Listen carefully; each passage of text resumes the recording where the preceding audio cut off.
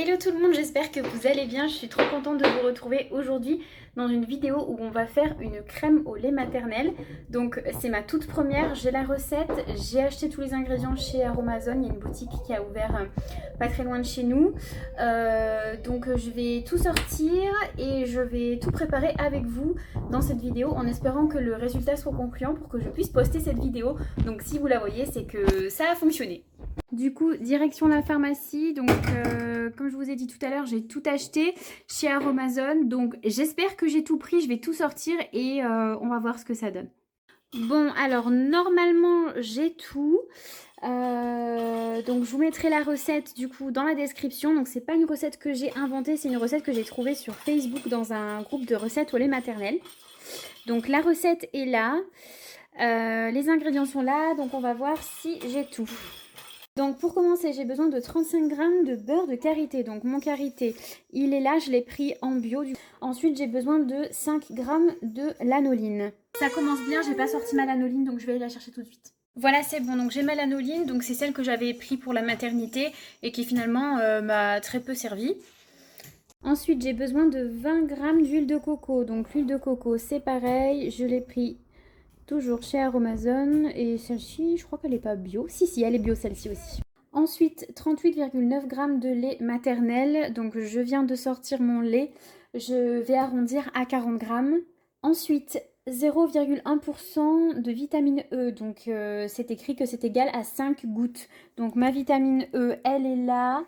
Ensuite, j'ai besoin de 1% de conservateur Cosgar. Donc, c'est égal à 33 gouttes. Donc, je l'ai ici aussi.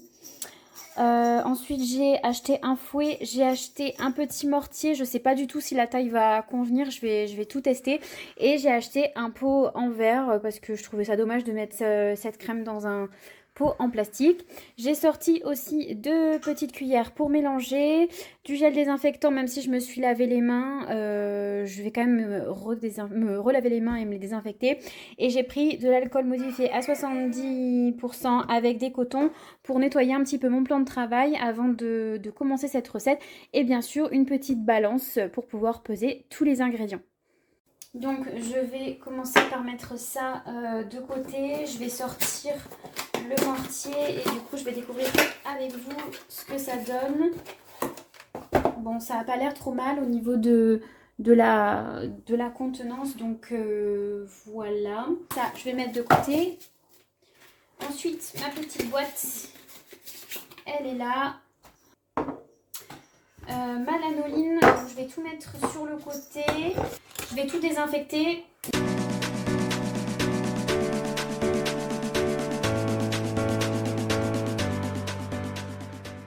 Alors c'est parti, on va commencer par mettre 35 g de beurre de karité dans un bol et on va le malaxer jusqu'à qu'il soit élastique. Bon, alors j'ai pris ma balance, je vais mettre mon mortier ici, je vais replacer la balance à 0, bon c'est bon, ça se fait tout seul. Donc du coup, je disais, il faut que je prenne 35 g de karité, donc je vais essayer de doser avec la cuillère si j'y arrive, je sais pas trop à quoi ça va correspondre. 15 g. Voilà, je suis à 35 g. Donc maintenant, il faut que je triture ma préparation. Donc là, il faut que je malaxe jusqu'à obtenir une texture élastique. Je vais continuer un petit peu. Je trouve que c'est pas vraiment élastique. Je pense que là, c'est pas mal. Je vais laisser ça comme ça. On va remettre la balance à 0. Et là, je vais ajouter 5 g de lanoline. Bon, on va rester à 7 parce que je ne sais pas si je vais réussir à aller jusqu'à 5. Et du coup, on mélange à nouveau.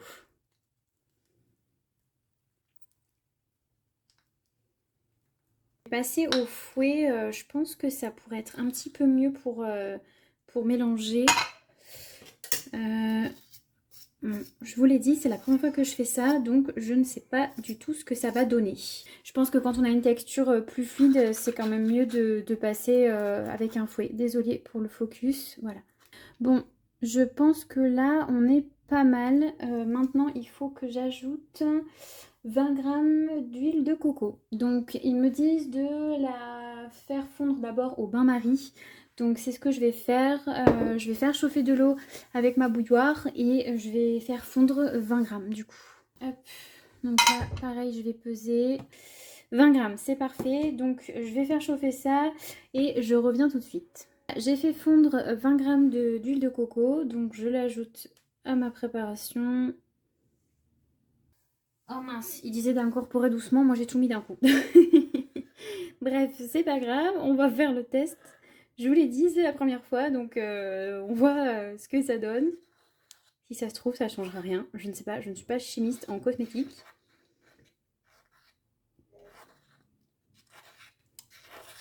Ça a l'air de s'incorporer. C'est peut-être plus pour le côté pratique qu'on nous dit d'y aller doucement. Je ne sais pas. Je ne sais pas. Je racle bien les bords parce qu'il y a de la texture un peu plus épaisse que tout à l'heure. Beurre de karité, lanoline qui est un petit peu collé. Donc j'essaie de tout ramener pour que tout soit bien mélangé.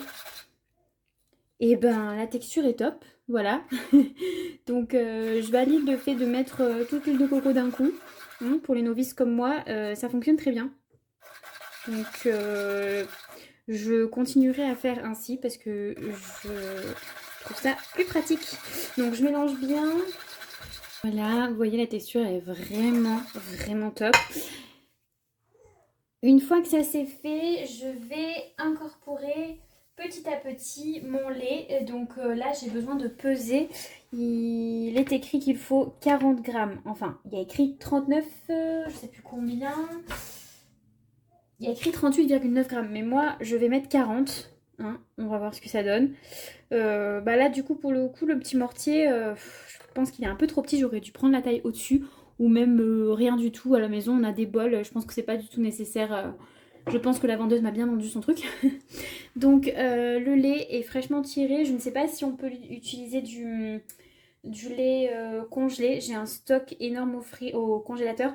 Mais j'ai pas osé tenter l'expérience. Donc j'ai préféré prendre du lait fraîchement tiré. Donc c'est parti. On va mettre 40 g. Bon, j'ai mis 42 g. Hein, on va pas chipoter, je pense que ça va aller.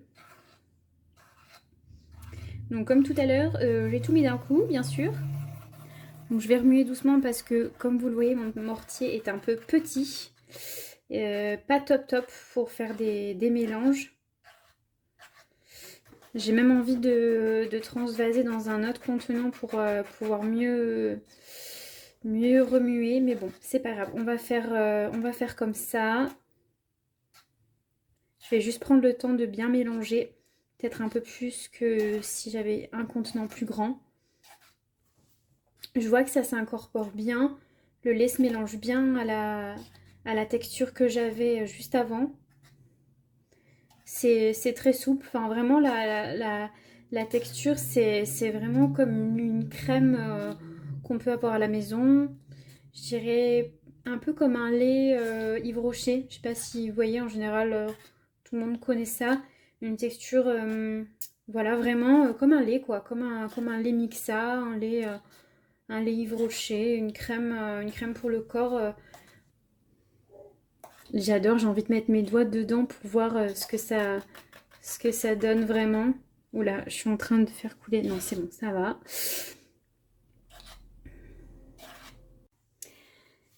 Voilà, j'ai presque terminé. Donc, je vais ajouter... Pour terminer cette recette, 5 gouttes de vitamine E. Voilà. Et enfin, 33 gouttes de Cosgar. Hop, donc, que vous voyez ici. Pour info, la vitamine E va éviter à votre texture de rancir et le Cosgar, c'est un antibactérien et fongicide, donc ça va jouer le rôle de conservateur. Donc voilà, je vais terminer en mélangeant bien le tout.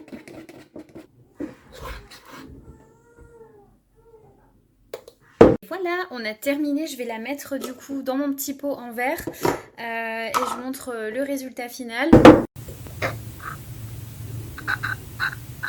Cette crème, vous pouvez du coup la conserver pendant 3 mois. Je pense que je vais, pour commencer, me mettre une date de péremption d'1 mois. De toute façon, je pense que dans 1 mois, ce sera utilisé. Donc, vous pouvez vous en servir, vous pouvez vous en servir pour toutes sortes de choses, multi-usages, multifonctions, et qui a du coup de nombreux bienfaits, comme vous l'aurez deviné. Donc, n'hésitez pas à me dire si vous avez déjà testé cette recette. Je vous précise que ce n'est pas la mienne, je l'ai pris dans un groupe Facebook, ça s'appelle recette au lait maternel, quelque chose comme ça. Et il me semble que c'est la recette de Sabrina. Donc Sabrina, si tu passes par là, merci pour cette recette. Et voilà, à vous de voir du coup si vous adaptez cette recette avec les toutes petites modifications que moi j'y ai apportées sans forcément le vouloir. Ou si vous prenez la recette de base, je vais vous la mettre du coup dans la description. À bientôt! Je suis trop contente, ça y est, dans un joli petit pot en verre en plus, trop bien.